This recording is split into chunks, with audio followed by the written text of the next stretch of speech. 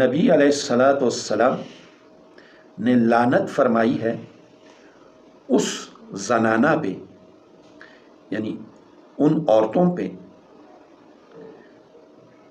جو اپنے جلد پہ خال بناتی ہیں۔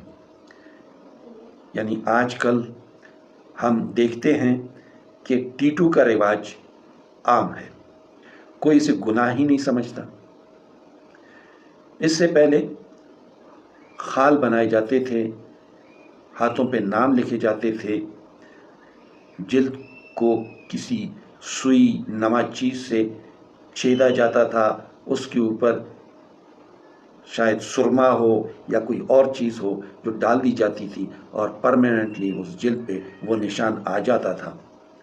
تو ایسے ٹیٹوز سے حضور صلی اللہ علیہ وآلہ وسلم نے منع فرمایا۔